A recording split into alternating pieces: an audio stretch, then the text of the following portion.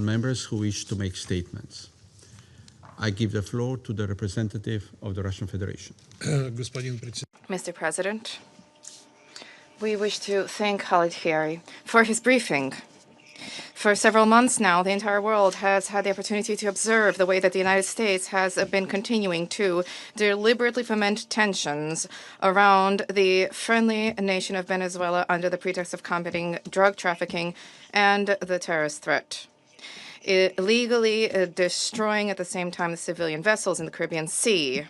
We, during the previous Security Council meeting, we all had an opportunity to see the fact that this artificial smoke screen is concealing the goal of U.S. military groups being shored up and the delivery of exerting tension on an independent state whose policy is not to the liking of Washington. It seems that the White House decided to remove from the mothballs the previously embraced practice of portraying combating terrorism as justification for blatant aggression and intervention in the affairs of sovereign states. And this time, the so-called foreign terrorist organization has been labeled as being the legitimate government of the Bolivarian Republic. Their attempts to convince us all of the mendacious view that decision of the U.S. authorities alone is enough in order to transform a sovereign state into a criminal enterprise, any acts of force against which can now be called a law enforcement operation and the defense of national interests.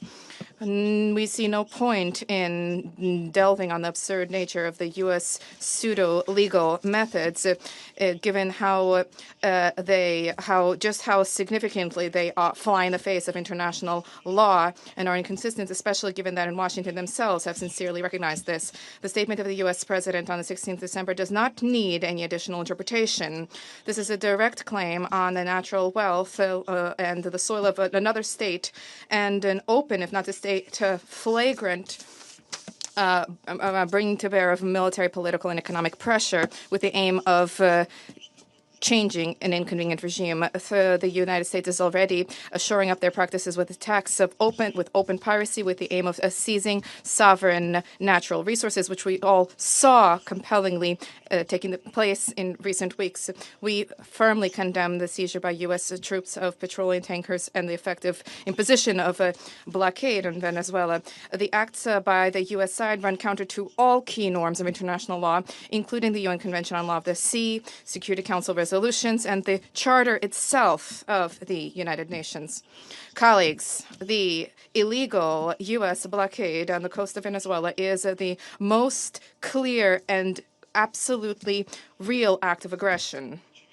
And the responsibility of Washington is also evident for the catastrophic consequences of such cowboy-like conduct for the residents of the country, which is now blockaded. Unfortunately, we have every reason to believe that these are not one-off acts by the U.S. vis-a-vis Venezuela. This intervention, which is unfolding, can become a template for future acts of force against Latin American states in accordance with the so-called Trump corollary and the Monroe Doctrine, which was enshrined in the recently published U.S. national security policy. And this is a clear message for all countries in the region who are striving to conduct a sovereign policy and to independently determine their own economic, political, and cultural system.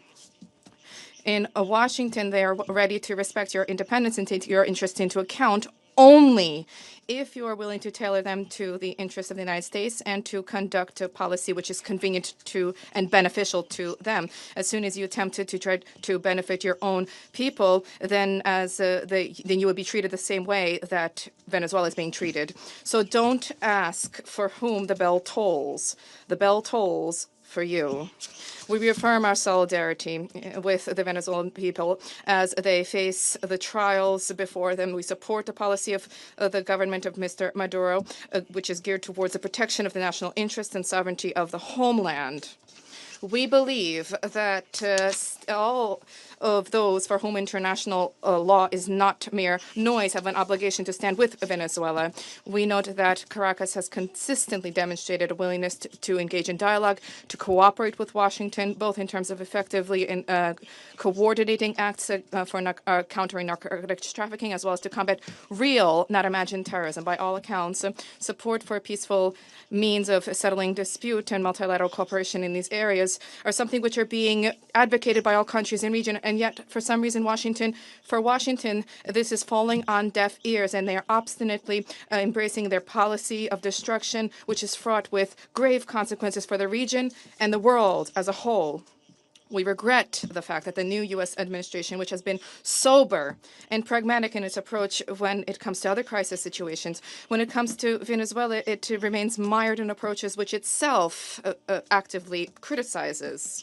We trust that common sense will indeed prevail and that Washington will manage in time to halt, to prevent a fatal error which inevitably will undermine long-term U.S. national interests. The full-fledged armed conflict in Latin America, which remains for now a zone of peace, is the last thing that humankind needs right now. Humankind to whom President Trump promised an end to conflict. For now, unfortunately, the situation is not improving, and the United States, alas, continues to sow chaos in the Western Hemisphere, largely annihilating the benefits of the initiatives undertaken by the new U.S. leader and casting doubt on his sincere intentions in the global context. Thank you. I thank the representative of the Russian Federation for the statement, and I give the floor to the representative of China.